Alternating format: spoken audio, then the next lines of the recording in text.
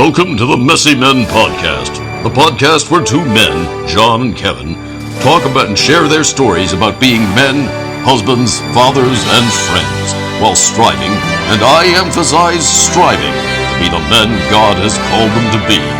A show where John and Kevin have real, transparent conversations about the importance of being men in community. When burdens are shared, iron sharpens iron, and one man sharpens the other, all while encouraging and building up one another. Wait, this sounds heavy. Not like the kind of real man talk I'm used to, like sports, grilling meat, and sports. Will they talk about sports on the show? Can't they sharpen knives, swords, maybe an axe instead of like one another? No? Well, okay, what do I care? They promised to pay me well for this.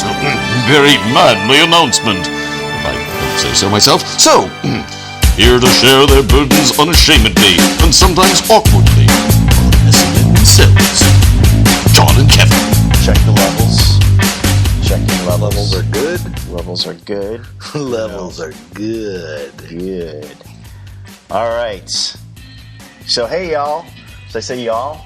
Sure. Hey, y'all. Welcome to the MessyMen Podcast. I'm John, and next to me is my good buddy, Kevin. How you doing, brother? I am well. How are you, my friend? I'm doing all right. This is our pilot episode. Yeah. We have no idea what we're doing. No, we don't. We're learning as we go. Hence, we are messy and we're men. We are. And so the whole point of this show, and you and I talked about, and you're going through. You've had a big career change. I have, which we want to talk about that. And I'm kind of going through that similar transition in careers and trying to figure it all out. So I'm glad we kind of lean on each other, and iron sharpens iron, that whole thing. But I think the whole point of this show is to hopefully have an audience of men and women too as well, to have a conversation about, we are messy, we're Christian men, we happen to be, we're husbands, we're fathers, we're friends. It's okay to be vulnerable and just to help each other through, the burdens of life and help carry each other through that kind of stuff. So that's kind of what this show is about, I believe, and we'll see. It'll probably evolve into something. I was just going to say that. Yes, yeah, it will evolve into something. That's what our hope is. But just to have these organic, authentic conversations. Right? Yeah, and we'll do our best to pick a topic and somewhat stay on topic. But we want it to just be a conversation because we think that's the most natural way to communicate. Exactly. So, yeah. And we always seem to have good conversations. Over lunch, over a beer, whatever. And unfortunately, the mics have never been on us. We've missed, we've brilliance. Missed hundreds of hours. Just of phenomenal brilliance. You've been left out, so we want to bring you into the conversations. Right. And now it's all going to go downhill quickly. Yeah, exactly. Now that we have these mics on, yeah. And that we're recording. So I want to talk to you. I want to hear from you, and I know this story, but I want you to share your story. Your past career. And just kind of the developments over the last couple of years. You went back to school, and here you are. You're married. You got a number of kids. It's a big deal to make a career change. Later in life. It can be. but you did it. There were certainly some people who thought I had lost my mind. Yeah. I think it's a good topic for this first episode. We'll talk about my background. We'll talk about your background. But for me, I went to college after high school, and I started at Wayne State University. I started at Wayne State University because I wanted to be an actor. Because I had done lots of drama stuff in high school. I was a drama geek. And I thought that's what I was going to do. And it wasn't long at Wayne State before I realized I am not nearly as good as 95% of the people here. And I'm never going to make a dime doing this. So at the time I was dating a girl whose dad was an engineer for Ford Motor Company. And the amount of thought that went into this was, well, I kind of like cars and math has always been really easy for me, so I'll switch to engineering. That was it. So then I changed paths and went to school to be an engineer. So I eventually, I left Wayne State, went to a community college for a short time, and then went to Lawrence Tech here in South of Michigan, which is a big engineering school. After a couple of summers doing an internship with Ford, realized, man, I don't want to be an engineer when I grow up anymore. That sucked. It was boring to me. How old were you? I was 23, 24. Okay, so you're still really, you're very, very young. I mean, yeah, you're still trying. Yeah. So I left school. I found a decent job, and I never looked back. So fast forward then 25 years, I'm married, and I've got 3 kids, and I was working at the time at an exhibit company that did trade show, auto show type exhibits. And I had been there for 11 or so years, and there was some downsizing that happened, and I got let go. And when I walked out of the building, I had that experience that you hear people talk about, but I walked out and truly felt that the sky was bluer, the grass was greener, and the air smelled sweeter. And I knew at that point that I can't go back to doing this. So, and the exhibit company here in the Detroit area is a relatively small market, and I had recruiters calling me, I think, the next day. And I decided to take some time. And again, could I ask, how old were you at this point? So this was... Not that this age, was 5 years ago, so I was 44. Yeah. So I took some time, got hooked up with a career counselor, said, you know what, this might be an interesting path. Maybe it's time for me to figure out what I want to be when I grow up. So I met with this career counselor for, 8 weeks, 8 sessions probably.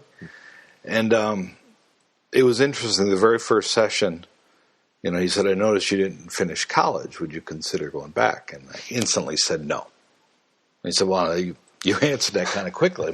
Let me ask you why you answered so quickly. I said, well, I told my background. I said, when I left college, I left college for a good reason. I didn't want to be an engineer anymore. I got good jobs. I made a living. My wife and I built a family, and I never felt like, I was never one of those guys that was like, oh, golly, I wish I had finished college. Because, in college 1.0, I had a lot of fun. Yeah. I did really poorly in school, but I had a lot of fun. So the idea of going back to school was a no-go. So it was funny and ironic and proof that God's got a sense of humor that after 8 weeks with this guy, not only am I going back and finishing my undergrad, but I'm going on to get a master's in counseling, because that's what kind of bubbled to the surface through my time with this career counselor, that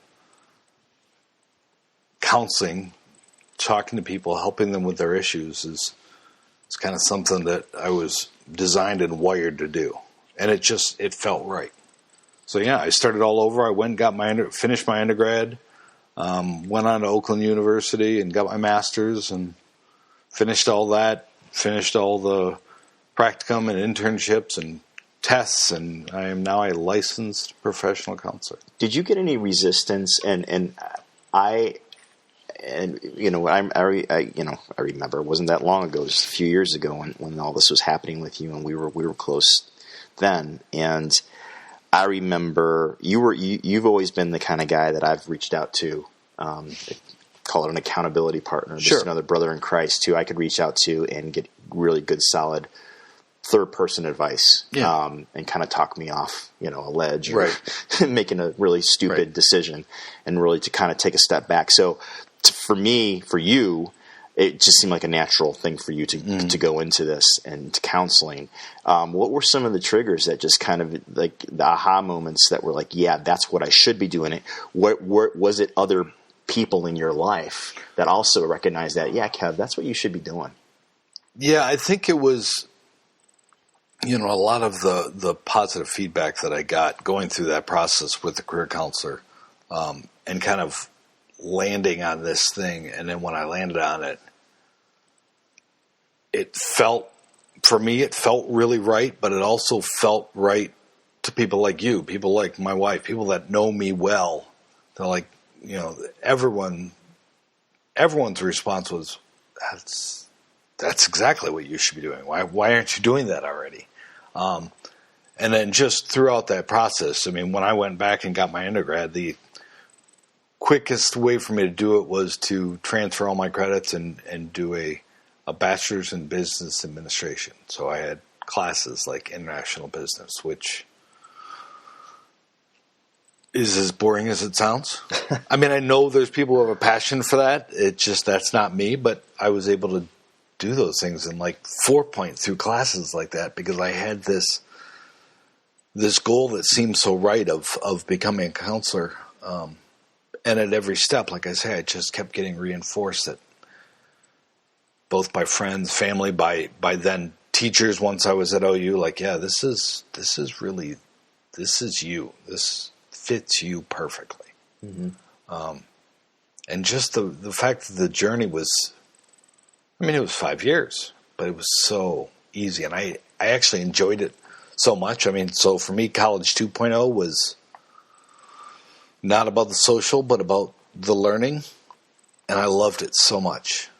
And I know you said it was easy, but it was probably hard, but it was easy because you did love it. It felt easy. So right. From that standpoint, it made it easy for you versus like, I'm not here just to party. Yeah. Like we all were. Well, that was half the joke. People ask me, why is college easier now? And, it's just because you're more mature, and sure that plays into it. It also helps that I'm not at the bar 5-6 days a week like I was in College 1.0. Yeah. It's like I said, I had a lot of fun. But, I think it's a combination of all the things, right? Yeah. But man, this journey has been so, and I hate to say rewarding because it's such a cheesy term, but it really has been, and I've loved every step of it. Yeah, and you've had phenomenal support from your family. I have 100%. Your wife and your family. Yes. And now you finished school. Finished school. I just received my license a month ago. Yeah. Awesome. I've actually got all those big letters at the end of your card. I know, I've got lots of letters. I think they're all ridiculous myself, but somebody said put them on there because some people. What do they mean? Like what was it? So MA is just master's. Okay. NCC is nationally certified counselor. Not that you were on the Starship Enterprise. No, it has nothing to do with Starship. That would have been cooler. I think you should tell people that. It is cooler. No, and then LLPC is limited licensed professional counselor. So awesome. in the licensing process, you have to be a limited licensed professional counselor for at least 2 years. And all that means is you're working with a supervisor. Mm-hmm. So I meet with a supervisor once a week, and we, go over my caseload or what I'm doing because I'm starting my own practice. Yeah. So I'm not working for someone else. So what am I doing to get my practice started? What am I doing to network? How am I trying to get clients? And the supervisor kind of helps me through that process. Okay. So after a certain number of hours, it's 3,000 in the state of Michigan. In 2 years, I can file my paperwork with the state and drop the first L. So I'll just be a licensed professional counselor. But right now, there's no difference in the practice that I have or the help that I can give people. Yeah. And so I know we've talked a little bit about this, but what do you want to specialize specifically in certain areas of counseling? Yeah, I do. From the start, I felt drawn toward helping couples, helping relationships. Mm-hmm. I think because to me, I think marriage is, it's important for a lot of reasons. Some of them being just when two people come together, when that fractures, it affects so many people. Certainly if there's children in the marriage, but even, extended family can feel the brunt of that ending of a relationship. So I think that, helping marriages succeed and thrive is something that has a wide-reaching effect. Two, I felt myself being very drawn toward, the more I studied, the more I went through the program, being very drawn towards figuring out how to help people who are treatment resistant. What I mean by that is people who, the idea of sitting in an office, staring across the room at a stranger and talking about their feelings and their deepest, darkest secrets is kind of a no-go for them. Now, I say people who are treatment resistant because I don't want to, exclude anyone, but we know stereotypically that means men because, as you and I have talked about, we're raised from the time we're, 2 feet tall that guys aren't supposed to have feelings, one. And two, if they do have feelings, they sure as hell aren't supposed to talk to anybody about it. They're not supposed to say them out loud.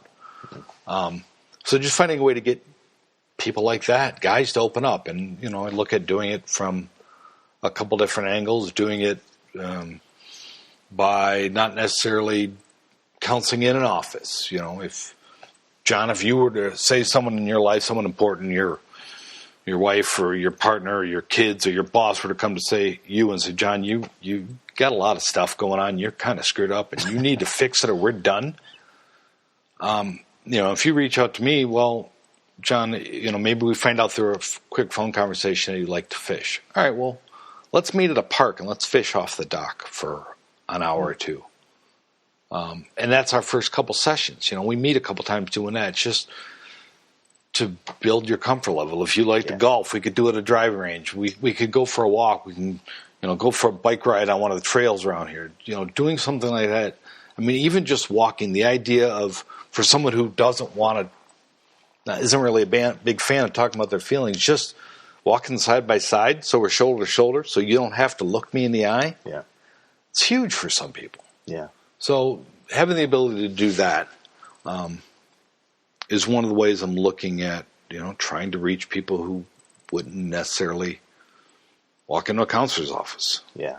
Yeah. And you think, is there a stigma about walking into a counselor's office that if we're talking men particularly, they're not going to be willing to bring that wall down to show that vulnerability versus let's go more to a setting when I feel more 100%.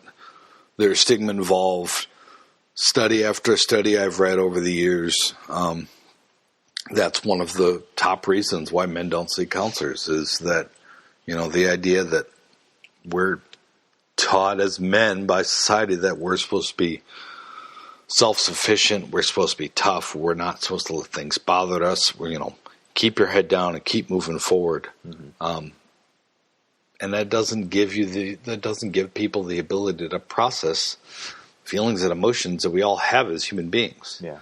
So that's, stigma is a huge part. And I think certainly guys of our generation and older, I have a little more faith that the younger generations, the millennials and the Gen Zs seem to have a healthier view of mental health, mm-hmm. And of staying healthy mentally. So I worry about them less. Not to say that it won't happen for them at some point, but certainly guys, us Gen Xers, we're not supposed to talk about our feelings. No, and I think you don't tell anyone that you're seeing a therapist. No, well, no, and of course we're wired to just especially if we're having a conversation with someone, or particularly in my case, and I think a lot of men's cases, if they're married, and if our wives were to share something with them, an issue or whatever, we think, well, I'm here just to fix it, right? Yeah. And I'll share that second year of our marriage, we've been married 22 years, and what a blessing, and we've grown together. But in that second year of marriage, we went through some challenges, and we sought out a marriage counselor. And I remember thinking to myself, going through that process, which was just amazing, because it would have helped me understand as I wasn't communicating properly, because yes, I was trying to fix everything. Yep. Everything, she'd come home, and talk about her day or whatever. My instant response was, rather than just listen, mm-hmm. I got to fix it. Yeah. And then I'm done. Right. But I never shared my own, day or anything like that, because I'm good. Yeah. But I remember leaving, when we got through that, and it really helped strengthen our marriage. And that was just it. I was like, you know what? Everyone should kind of go through some sort of counseling before they get married. Oh, or have 100%. some sort of guidance. Yes.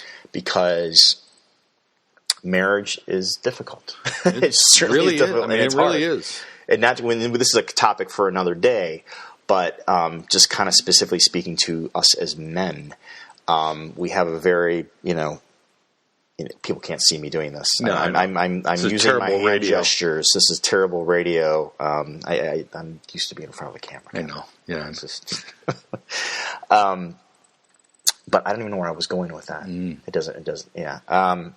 So I just think it is difficult. I get it. It's difficult for us as men to let down our walls, to show our vulnerability. And I went through that for 42 years of my life. Now I'm 50, and having when I was saved and coming to Christ, complete breakdown and understanding of what it is to be vulnerable. And it's okay. Yeah. And I'm thankful for that. And that, again, that's could be a topic for another day. So we've talked about it, but that was a great experience for you. And certainly it's because that for you, you're able to hand it all over to God and to Christ. But doing that process is a process of vulnerability. Like, I can't do it all myself. It's still happening. Yeah, right? Still yeah. But that freedom is part of, you said that you wept on that day. Mm-hmm. And since then, crying has been easy for you. I cry all the time, man. I'm a big baby. But that's awesome because things should happen that make you sad. I mean, even if it's just, watching Hallmark commercial? Well, Old Yeller or, Top Gun when Goose dies, yeah, it's okay to cry because that's sad. Yeah. But, so much we don't. We just cram it down, push it down until we explode, really. Yeah. And that can happen. Right.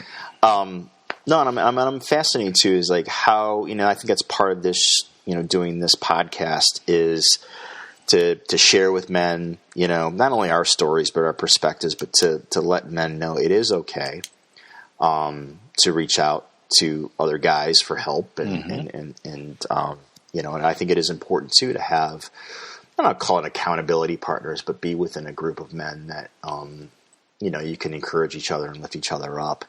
And then what you're doing as a counselor, I'm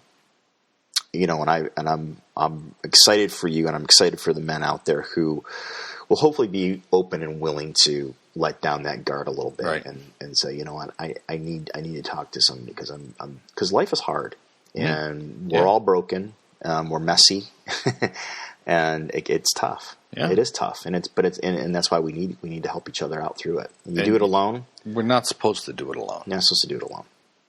And we were talking about that earlier. Yeah, I mean, like you've mentioned, we both are Christian men and have a strong faith, and but I can see it from both sides. So we were talking earlier, and I was saying, when I read the Bible, and certainly when I read what Jesus did, he came to earth as a man, and one of the first things he did when he started his mission was to gather these 12 men around him. They call them the 12 disciples, but really they were 12 idiots. I mean, if you look into the background about the story of these individual men, I don't have it in front of me, but they were all bumbling idiots, all of them. And Jesus, being the Son of God, certainly didn't need their help to do what he was doing. Yeah. But Jesus knew the importance of community, the importance of fellowship, and being together with a group of like-minded individuals. So I think that's a perfect example. Now, okay, so let's set the Bible aside for a second, and let's say that 100,000 years ago you were a caveman, right? Mm-hmm. And there's all sorts of bad, nasty animals around. And well, if you were a loner caveman, right? If you just didn't want to be around people and live by yourself, well, then you were just lunch for some saber-toothed tiger, right? You had to live in community. You had to have people who hunted, who gathered, who got water, who took care of kids, who, built the village or built the cave or, made the cave look nice, whatever. Right. You couldn't do it by yourself, or we would have gone extinct a long time ago if that was the case, right? If we were all a bunch of loner individuals. So, I think part of a lot of what's going on today in our society is that we're so we can be so isolated, so hyper-isolated, both by technology and just kind of the way things have happened in our society, that we can isolate ourselves to the point that we've got no one there for us anymore. Yeah. And I don't think that's either how we evolved or how we were designed, depending on your point of view. I think both point to the fact that we're not supposed to be that way. Right. So it's about getting guys to learn that that's just not healthy. No. Well, so John, what about you, though? We've talked about me for a little bit. What about you? What's your story? Yeah. I mentioned I've been married 22 years. I have 2 daughters, high school and middle school. That's exciting times, right? No, it's awful. It presents Teenagers are. And we're gonna definitely talk about that. It's we keep having this conversation about how different it is today than it was when we were kids, and that'll be an interesting thing. But yeah, anyway, I spent the last 25 plus years as a sales executive in the advertising and marketing industry. Started in media sales back in 1993, and by sheer accident, in a lot of ways, similar story to you. I was also interested in acting. I was interested in getting into video production. The theater.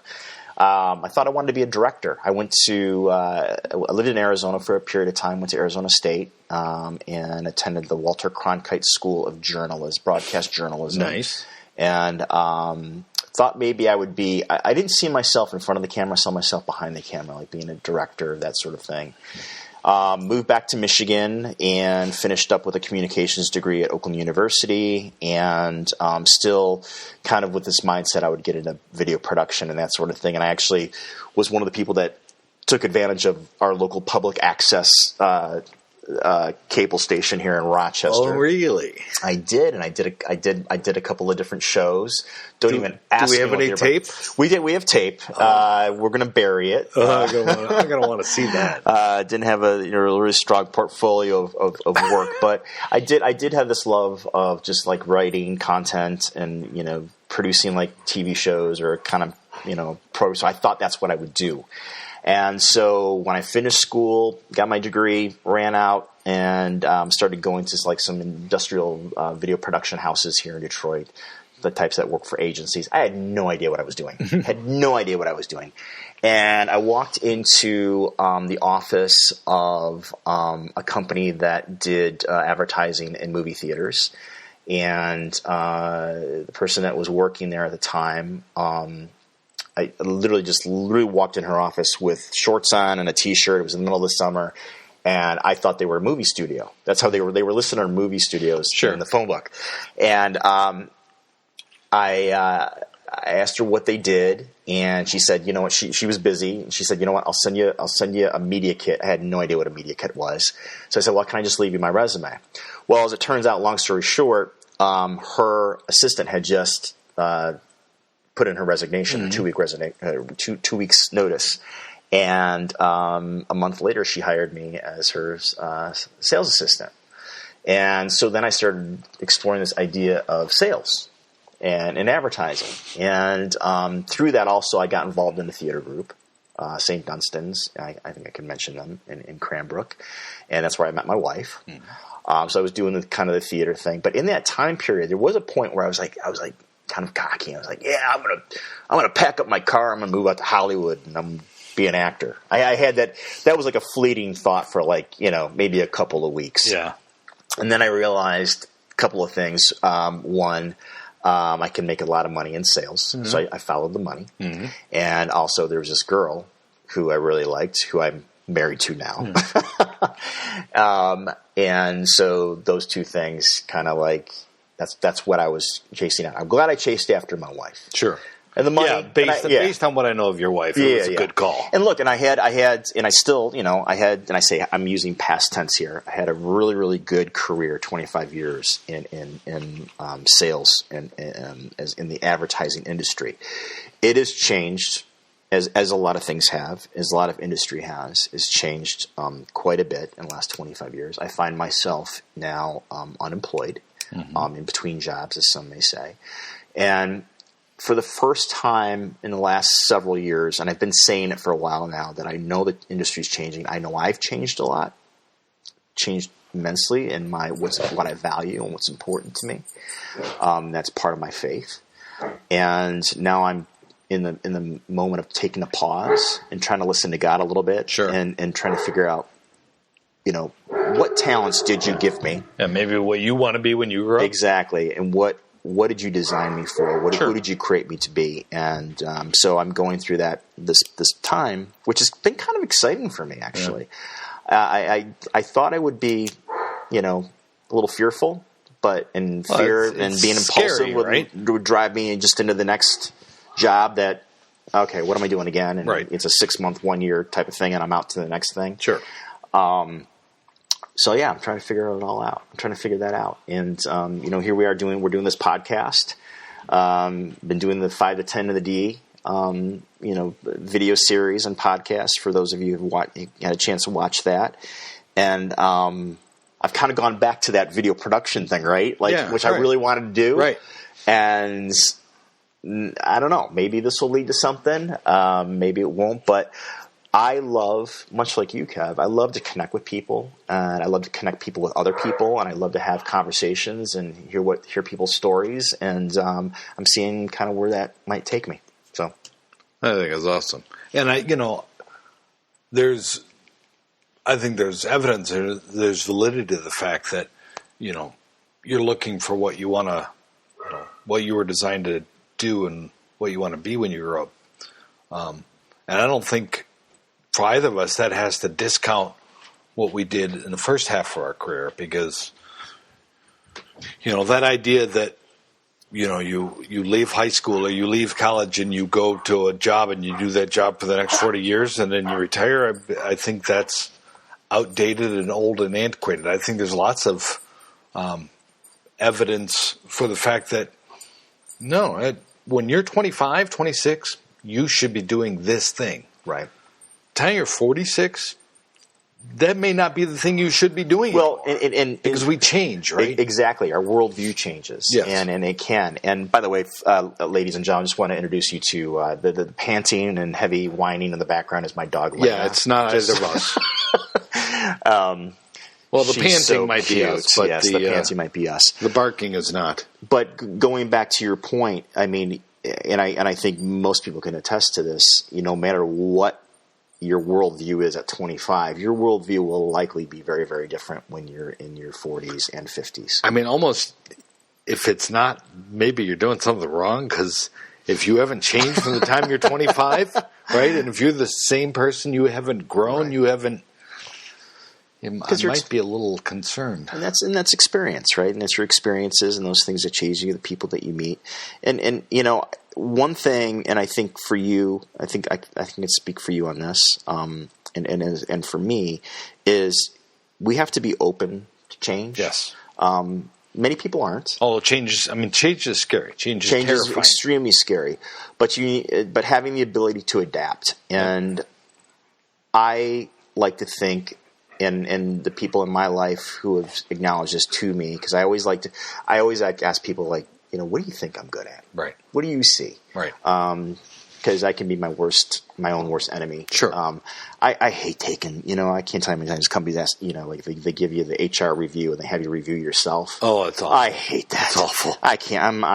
Because I just don't think very highly of myself, right. Which isn't a good thing. And you don't want to be like real honest, because if you tell them how much you think you suck, they might be onto you, right? Yeah. They might figure out, wow, John really isn't that good at what he does. So you don't want to be too truthful, but yet. I saw this great video on LinkedIn, and there's this woman who is she's fantastic. She posted. People are always asking her for advice, like how did you build your own business? How did you do it? And like what did you know? She's like, I didn't know anything. Right. I'm faking it. I'm making it up as I go along. And you think about it, it's like, if we're really honest with it, that's how you do it. Yeah. You're willing to fail. And you go out there and you put yourself out there and you just come up with an idea. I mean, we're doing this. It's like a year ago, 2 years ago, I probably would have been like, oh yeah. It's like I have a lot of ideas, but then I have that voice in my head going, oh, you're going to fail. Right. you're going to screw up. Right. And But you might have also been looking for a way, even if you had the idea to do this as a way to, all right, well, that's good, but how can I make money doing it? yes. Like, so we're not doing this to make money, right? We're not going to monetize this. That has been the voice that I feel God has been. You need to look at your priorities. You need to put me first, Right. God first, and you haven't put me first in everything. Sure. You put me in a little box over here. Oh, that's great, God. I like those options. I'll hang out with you on Sunday. Yes, I like those options. I'll consider those, but I'm over here doing my thing. Yeah. And just running fast and furious and impulsively, and in a lot of cases, letting fear drive my decisions. Oh, yeah. Because if I don't do this, it's going to be bad. Yeah. So this has been the first time in my life in a very, very long time where I've just like, okay, take a pause, take some time and not that, I have a responsibility. I have a family to take care of.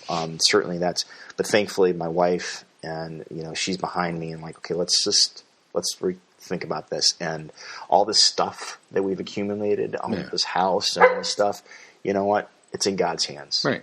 And let's let him lead us in this and let him lead us in his good purposes. So, it's strangely been the unknown has become an exciting thing. Yeah. Where a year ago, 2 years ago, I was scared to death. And I'm like, Right. I don't want to, I want to, God, tell me right now what's happening tomorrow. I want to know what's going to happen tomorrow. Well, so what do you think the difference is? Because as a sales guy, specifically as an ad guy, I mean, this is kind of how the industry is, right? I mean, it's almost a non-existent creature is the ad executive who's been at the same company for, even 10 years, let alone 20 or 30. I mean, you guys, it's kind of part of the status quo to bounce around. So changing jobs, as you're phrasing it, has had to have happened to you a lot of times, way more than maybe most people experience. So what do you think is different with this one? Definitely in this industry. And I would say the last 3 jobs that I had have been kind of the waking up points, the breaking points, if you will, for my realization of that. And I've been saying it. Huh? I mean, how long have you guys been back from Chicago? How long have we known each other? 2000. We came back end of 2011, so I've known you since about 2012. So 8 years. So in those 8 years, you've had probably 4, 5 jobs? 3, 4? I mean, I lost count. But it's any recruiters out there listening, you can just shut this off right now. Yeah. John can't hold down a job. The gist of what? No, that's not at all. No, but I mean, that's part of that process. But you've had 3, 4? Yeah. What's the number? I don't want to name any names. No, here. don't name any names. I've had, oh my gosh, I'm on the second hand here. I've had at least 6 or 7 jobs in 8 years. But that's kind of normal, is what I'm saying. It's not for a sales job. Yeah, Specifically, especially for sales and advertising, I think. And I wonder if it's the industry in advertising, because the industry has evolved into it's becoming more automated. Sure. These are the things that have happened. It's become more automated, and I would say less human because it's just become more transactional. Right. What I used to do back in the day is I'm doing hand gestures again, folks. I'm pointing to Kevin. He's really and myself. good at the radio thing. Yeah, I'm really good at the radio thing. I'm failing miserably. But it was about sitting across from a client, listening, understanding their needs, building that relationship face to face. Sure. That part of it, that part of that humanity is gone. Right.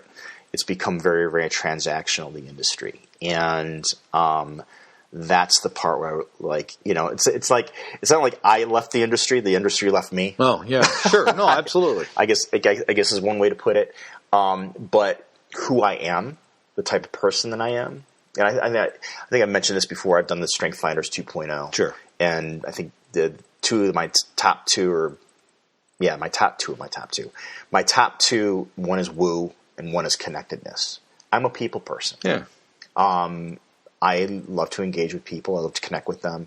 And I think that's made me good at sales, right. Or at least in the sales position. I think most people, even if you took the top 5 of my top 5 of Strength Finders, and you could align those with careers. Sure. And there are ways I think Strength Finder gives you that ability. Yep. Sales will pop up in a lot of those opportunities, right. and as well as other things. Sure.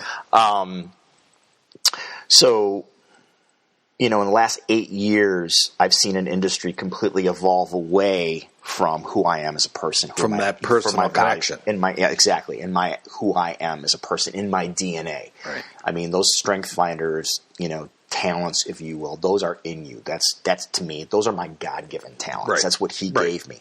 Now it's like, okay, you're not investing those talents and growing those talents and getting a return on those talents that I've given you in this industry in a way I would like. I got something else for you. Right. And that's what I'm trying to figure out right now. Yep. I just had a thought. I was just watching this Andy Stanley thing. And he was talking about this very, very thing about understanding God's will. And it went into this whole thing about, that for a lot of people, God doesn't want you to just consider his plans for you. He is going to reveal his will to you and his plans for you when he knows you're ready to accept it. Yeah. And for a lot of people, they have to be completely broken. Yeah. I've messed up everything. I've done everything I could possibly do. I keep screwing it all up. Okay, God, your way now. Yeah. And I think because it's terrifying. It's turning over control. It's giving up control. It is. And these last 8 years and the timing of all of that and my getting to know you is my coming to church, and that was my moment of being saved and getting down on my knees and repenting and and that whole thing. But in that, so I'm justified. Now I'm going through that whole sanctification process, which will be a lifetime as long as God keeps me on this earth. But I've noticed there's it's like, what in Scripture it says that God will. I don't know if it actually say that God will never give you more than you can handle. No, it doesn't. Scripture actually doesn't actually say that, but it's implied. Well, no, I would disagree because I think here we go, folks. This is the theological debate point. Yes, we're going to go off on a tangent here. I think that Scripture is full of stories where God 100% gave people more than they could handle. Yes, because if they didn't turn to God, they wouldn't have been able to do it. Right. So that's the point. Thank you for that. So what I see happening in these, and kind of where I was going with this is like he's giving me moments, like kind of what Andy Stanley was saying. He knows when I'm gonna say, okay. Yeah. I'm going to follow through on what you've just given me. I'm not going to put it over here as I'll consider that guy. Right. I'm going to go over here. No, he's only going to give you the answers until he knows when you're ready. Yeah. And that could be these breaking points. So I look at the last 3 or 4 years and I've been, talking about, where my career has gone, and I've said it to you and I'm like, I got to get out of this industry, or I got to find something else. I got to do that. I'm sure you guys are all like sick of hearing me talk about it, but now I don't think I was ready for it then. Yeah.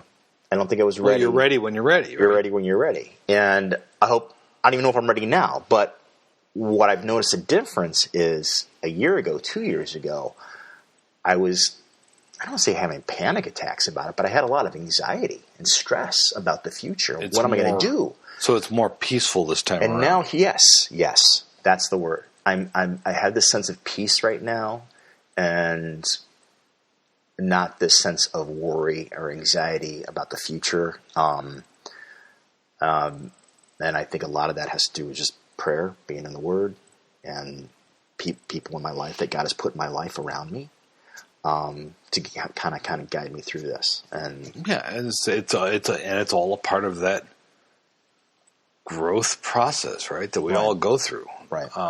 So it's a part of, you're a different person now than you were 5 years ago, right? Hopefully, right? So you're always growing, you're always improving, you're always trying to get it better. Yeah, do it better, do it right, or do it closer to right. Right. And you're always screwing up, but you're hopefully learning and advancing. And and look at this, and that's a great. We're always advancing. I never would have thought a year ago I'd be sitting here with you doing a podcast or trying to do a podcast. Or like I said, 5 to 10, you never would have thought it. You would have never thought 4 or 5 years ago No. you'd be a counselor. No. Not a chance. You know? And isn't that kind of cool? Like, in a way, like to look back and go, so what's 5 years from now? I have no idea. Right. And so that was for me one of the biggest things was learning to be better at living in the moment and just enjoying the process, wherever the process was going to take me. They say that, anxiety, that when people feel anxiety, it's because You're trying to control. it's worry about the past, Yeah. worry about the future, or a combination of the two. Well, you can't change the past. You can't control the future. The better you get at living in the moment, the more peaceful you tend to be. So it's that kind of thing. Just enjoy just learning to enjoy where you're at, learning to enjoy where you're at in the journey, knowing that journey it won't have an end, but that journey is to a destination that you're not even sure of yet. Yeah. So I think it's certainly, I think, evidence of you getting to a point where that's what's given you a lot of that peace, was to just be able to enjoy the now and to focus on doing things that you love and you're passionate about. Again, back to 5 and 10 and D, back to this podcast, if we can even call it that yet. But, this is something I really feel passionate about right now. And we could do this and we could have, we could be looking back a couple of years at our 100th episode, or we could do 3 and then have it fall off the face of the earth. But being more focused on what's happening to you now, and more cognizant of where your passions are, I think is certainly a big part of you having that peace that you haven't felt in the past with this transitional process. Yeah. And I got to say, I told my wife this, the other day. I said, I can't remember having this much joy in doing something. And I don't want to use the word work related, but it has been work. I mean, it's been work to go out and set up these interviews with people and go out and do that. And then, and just you and I sitting here, we just literally, in a lot of ways, we didn't put a lot of thought behind this. It's probably coming across. Yeah, it's very clear. Extremely evident. But it was like we sat down and we thought, let's put these mics on and let's have this conversation. And instead of trying to control the whole process and write a script out and have, this is how it's going to be. And, we have somewhat of a formula, but in a lot of ways, it's just kind of giving up that control. And I think that's been the thing for me is like, and I think for our society, we all want control. We all want to be our own little gods. Sure. And all determine micromanage our everything. life and micromanage our lives. And what do we have as a society, as men? Where has that really gotten us? And I think what's kind of exciting about doing this is we can have those conversations, this podcast, this MessyMen Podcast, and lead into some topics about, giving up control. Mm-hmm. Asking yourselves, like, being in control and trying to be in control, where has it really gotten you? Right. And is there another way? Yeah. I mean, you had a list of, a handful of topics that I thought were great, things like money and relationships and marriage and dealing with kids and careers and all that stuff. And it's all stuff that, how do you define success? Yeah. It's like, how does that look like? It's all stuff we deal with, I think, but going back a second to one thing you're talking about, like, with you and your wife and how she, is a teammate in this. My experience was, so in our family, my wife is the money manager because, well, when we met, mine is too, by the way. I had spent 30 years proving that I couldn't deal with money, because it just I get it. Spent it. So I mean, my wife had lots of anxiety when I started with a career coach because it wasn't cheap. Yeah, she's like, "Holy, you're spending how much to see this guy once every week or every couple weeks?" Yeah. But then coming out of it, she saw the change. Yeah. And she'll tell you today that it was the best money we've ever spent. But then fast forward, looking ahead. All right, so you're going to go back and you're going to finish your undergrad. That's money. You're going to do this full time, so you're not really going to work. Well, that's less money coming in. Yeah. Then you're going to go get a master's at Oakland University, which, I don't know, was $45,000, $50,000. Yeah. It's like, oh, holy crap. Wait a second. Pump the brakes. Yeah. Yeah. And while that was, her anxiety speaking, at the same time, she had faith in me. She had faith in our direction. She had faith that it would work out because it was the right path. And if you ask her today, now, none of that stuff matters anymore because I'm on a path that I should be on. Yeah. And she's seen, for so many years, she saw the, certainly at the end of my last career, it was killing me. Yeah. I was miserable. Yeah. I hated going to work. Which and when you hate doing something that you spend 40, 50, 60 hours a week at. Yeah. That's an awful existence, man. It is. It is. And what are the, I don't know what the stats are, but that's most people. Something like 75%. Hate what they're doing. Yeah. Life's too short for that. Yeah. It's an old cheesy statement, but no. I don't know of anything truer than the fact that on their deathbed, no one has ever said they wish they worked more. Yeah. No one says no ever. I just heard that the other day. That the research that's been done, the nurses, talking to people on their deathbed in hospice or whatever, and they list the top 3 things, the regrets. Mm-hmm. Didn't spend enough time with my family, worked too much, and you can't take it with you, man. Right? Yeah. You can't take it with you. Yeah. It's not a game of Monopoly. No. Whoever dies with the most toys does not win. No.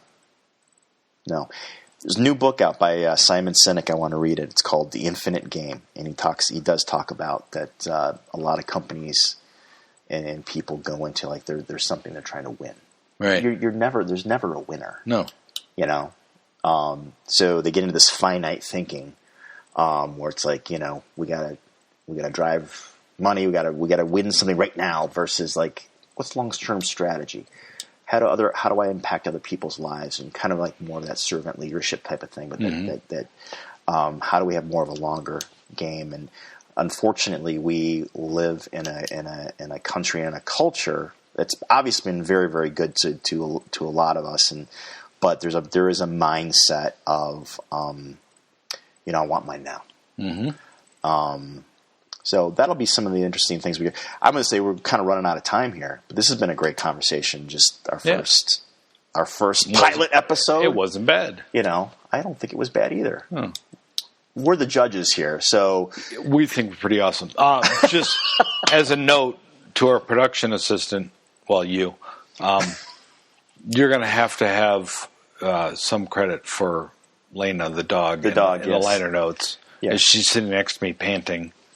Because she's so happy you're here. And folks, if you could see her, she's beautiful. She's a 90-pound German Shepherd. She's 4 years old. And she just completely ignored, people. And no one in this house gives her any attention except for me when I come visit. So do you want to talk about anything fun that you're what's like a fun thing that you've done recently? Is there anything just come to mind that you and the family, or just to kind of end on a... Well, I think this whole conversation was a great high note, but is there anything that... Thanksgiving's coming up. We got a 5-day weekend for Thanksgiving, so that's fun. In our house, we've got a high schooler, a middle schooler, and an elementary schooler. So having 5 days, and our school, they've already sent out notes that, that during this break, none of the teachers were supposed to sign any homework. No kids are supposed to do any homework. No teachers are supposed to grade any papers. This is a 5-day break for everyone involved. They all vow to do this. So, man, not having the stress of homework in our house will be phenomenal. That's a daily battle. I love that your school system has done it. We live in different cities. Ours did the same thing. And so that note went out that the kids are not supposed to just have a brain free. And, this is something we could talk to. I just... at a later time. But my wife and I keep talking about it. It does seem like they're putting a lot of pressure on these kids. There's a lot. Oh yeah. And we're gonna enjoy it. I told my wife this too. I'm gonna try to just go off the grid the next 5 days. Like literally, like not look at my phone all that much. I'm gonna really try hard. Okay, well, I'll be your accountability partner. You see, text me every time you pick up your phone. Get me off. Right. Yeah. So yeah, we'll see. I think that would be phenomenal. It's funny because, we could do many episodes on technology and the effect on our lives. One of my children is currently grounded from a device for reasons. And man, I can't help but just love it because he's been just so like interactive, because he's a teenager. So I'm a grown up. He doesn't want to talk to me. He doesn't want to deal with his little sibling. He doesn't want to deal with his big sibling. But without having a phone, man, this kid's like all in. He's chatty. He's talking. He's interacting. And, not that he's not a great kid the rest of the time, but when you take away their technology, they're, for lack of a term, they're bored. They're not able to fill every moment staring at a screen. They actually come out of there. They talk, and they're actually real human beings who are even interesting. Really? Which is shocking when you're talking about a teenager. I mean, they're still gross and they smell funny, and they don't clean up after themselves and all that. But no, he's been really fun to be around. Really? Yeah.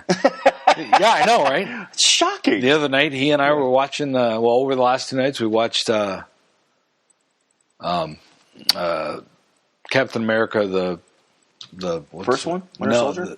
The Winter Soldier, yeah. That's a good one. He had seen the first one, and I didn't realize that he hadn't seen them all, and I made a comment about Bucky's not really dead. Oh, yeah, for all of you listeners out there, there's spoilers. We should do a whole Marvel Universe film. Oh, we could totally geek on it. That would not be one episode. I'm a big multiple episodes. For everyone listening. But told him that Bucky wasn't dead. He's like, what?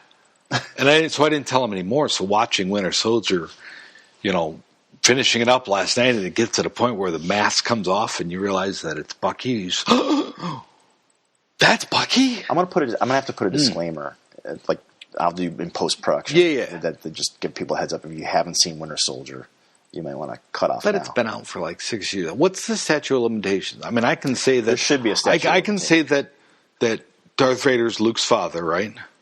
You could. Although I actually know someone who has not seen the Star Wars films. I can say that Snape killed Dumbledore, right?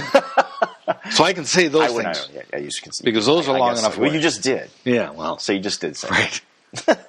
You can do wonders in post-production, right? Oh, yeah. You'll make us sound really smart. You have no idea. We're going to wrap it up. So in post-production, because we are messy men, I know you won't spend too much, don't spend too much time. Don't be anal and try to take all the ums and the pauses. I won't. Because we are messy. I do that with 5 to 10 the D, if I'm being honest. That's you. Because I bumble over questions. But 5 to 10 D is, you got a shorter window. Yes. We're just babbling like idiots here for a length of time, and then we eventually stop. So, audience, the huge audience of our friends and family who we're going to force down. Mom, when you listen to this, yes, tell me what you think. We hope you enjoyed this. I enjoyed this. This was great. I felt like it just was natural for you and I to do this, and stay tuned for future episodes and topics. Yeah, maybe in the next one we'll at least highlight some of the stuff we want to talk about in the future. Yeah. So you'll have an idea of what's coming. Or what we could do when we get an audience of bigger than 3, we could ask people. They could write us in, and say, hey, what do you guys think about this topic? Yeah. Or send in questions or comments. Or keep it clean. Tell us this. Appropriate. Doing this immediately. Wait, we're messy men. We don't have to keep it clean. Well, right. Yeah. All right. This was awesome. All right. Signing off, folks. Thanks, Kev. See you, brother. Bye.